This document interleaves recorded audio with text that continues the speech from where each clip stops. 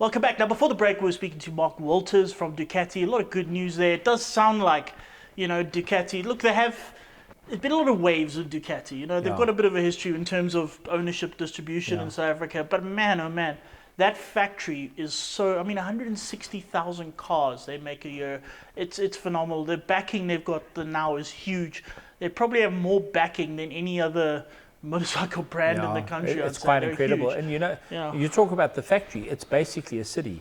It's all a over town. They employ 5,000 people odd. It's massive. It's crazy. It's actually great. The scale is just something else. Yeah. And while we were there, the head of the off-road department for Ducati, the boss man of all the off-roads, his name's Michael Schlabitz. He was there also. We managed to get just a very quick word with him. Welcome back. Now, as promised, we've got a special guest here today. This is Mr. Michael Schlabitz. Now, as you might know, Ducati is venturing into the world of off-road for the very first time. And we have the head of Ducati's off-road division. We're very pleased to have you here. Welcome, welcome. Thank you, Donovan, for having me. Now, first question is, Ducati's been known for their sort of Grand Prix World Superbike dominance, but all sort of road bike and road legal and that sort of thing. This is going into the world of complete dirt. How did this sort of come about? Basically, whenever you come to the factory in Bologna and you go to the parking, at the parking lot you can see a lot of trailers, caravans, mobile homes on a Friday afternoon. A lot of people that are actually fully into motocross. Yeah. So one of the reasons is we wanted to give our guys our own product to actually ride. Yes. So number one. Number two, our DNA is pure racing. We love racing and we're competing all over the world, Superbike, MotoGP. There's specific fields where we haven't raced yet. Yeah. So we thought motocross is a market, yes, but it's also something where we want to prove ourselves again and show what we're capable of. So it sort of fits. I mean, and South Africa is one thing, but the global market for sort of motocross, off-road, that kind of thing, it is huge.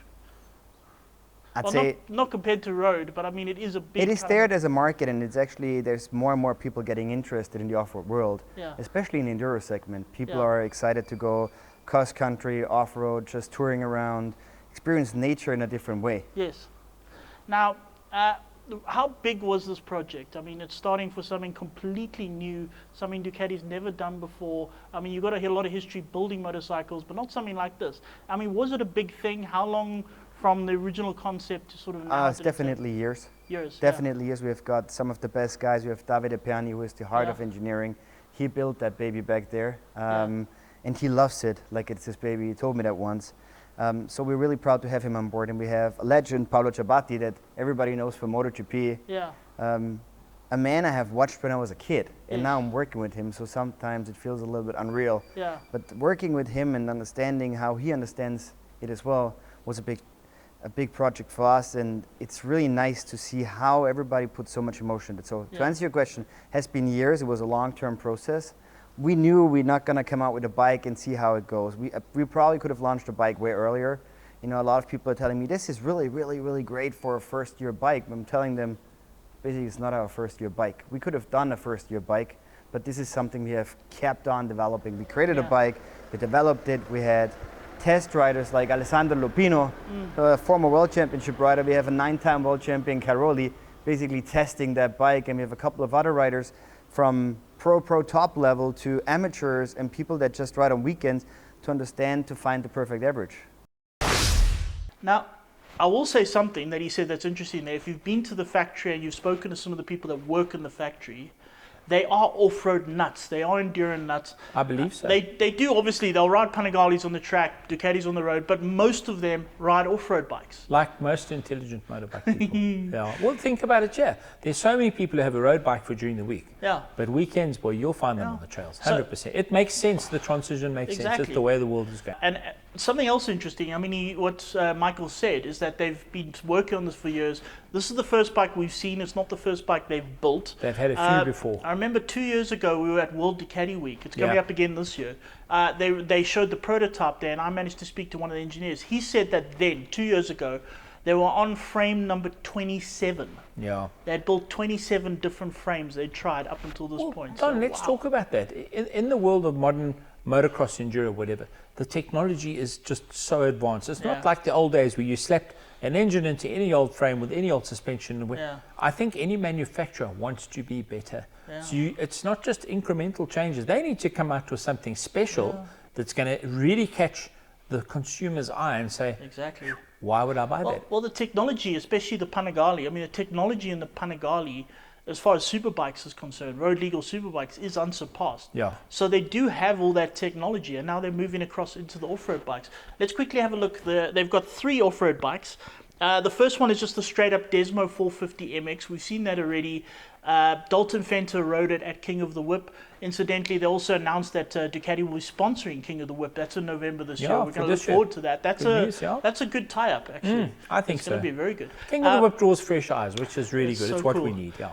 But little things like, I mean, okay, what is sort of the average 450 motocross bike horsepower-wise? What do they push? I think that they average between let's a modern bike 55, 60 thereabouts. 55, 60. Yeah. The Desmo 450 is 63.5. Well, I've read up on it. They've always said it's the strongest horsepower out there.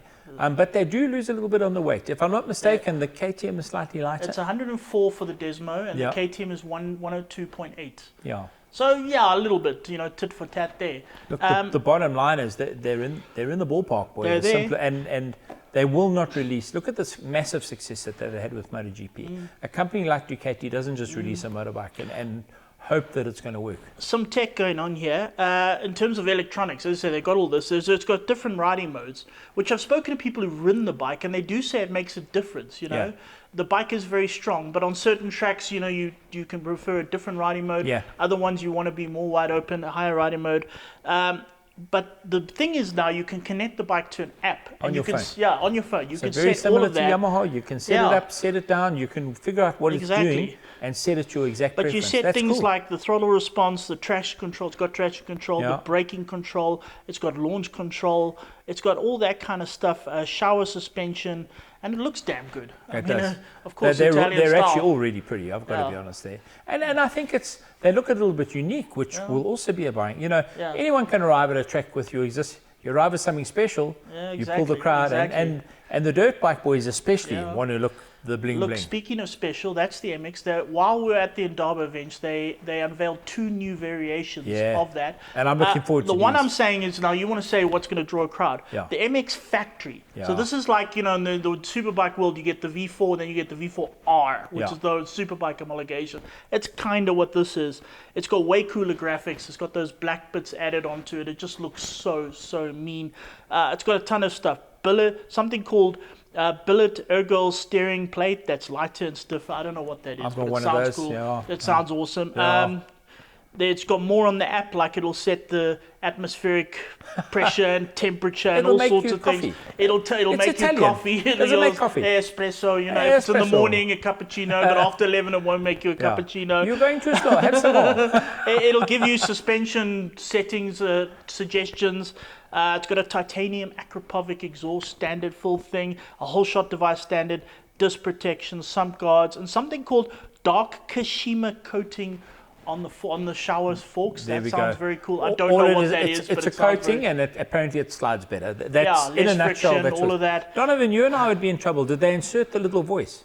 What? There's a voice on it that says, "Hey, you, hurry up! You're going too slow." going too Donovan slowly, and I, yeah, we yeah. hear it all the time. Go faster. Hey, Mario, go Yeah, faster. only you and I hear that. Yeah, not some of these only other we guys. hear that. But that's the factory. That's very cool. More on Glenn's side of things, there's a model called the EDX. Yes. That is, it's not not hard enduro, but it's sort of enduro cross country, that It's kind a of fast thing. bike, a 450 for going fast. It's, That's what it's it is. more or less the same, very similar to the MX, same engine, same all of that. But it's got Don, how pretty is that? it's extremely It's pretty. really pretty, isn't it? It's got a slightly bigger tank. It's got a side stand as standard. It's got slightly different suspension settings, so it's a little bit more plush, less about jumping, more about plushness. And it's got hand guards and sump guards and all sorts of things. And the horsepower is what, that's what's going to appeal to the 450 brigade. I mean, out for there. the type of people on a long trail, if you Correct. ride in deserts, the more kind of flat out open stuff, more the stuff I prefer, not hopping over rocks. But and Don, things. they've got their work cut out a little bit, and I've heard rumors that there is a smaller bike on the way. So they have got a prototype 250. A has 450 already is a been- hard sell. We know Yeah. this, yes. They have got a prototype 250 4-stroke. That's coming out. We don't know the exact details on that, but we imagine it's going to be pretty good. And it's well in the making already. And listen, I did have a chat to Michael about, look, we said, okay, Roof of Africa, the hard enduro races, everybody rides a two-stroke. Yeah. He went, yep, we know. Of course he knows, anyway.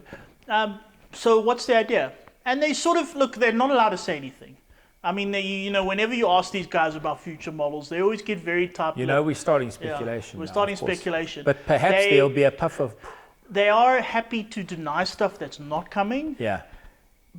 But they will not tell you about stuff. So they didn't deny that there's a two-stroke coming. I'm not saying they definitely didn't say it's coming, but they left it open-ended. Let's say that much. Well, They did sort of say there are many good things coming. Something along those lines. The simple fact of the matter is that the manufacturers that don't build two-strokes are missing out on a massive chunk of revenue.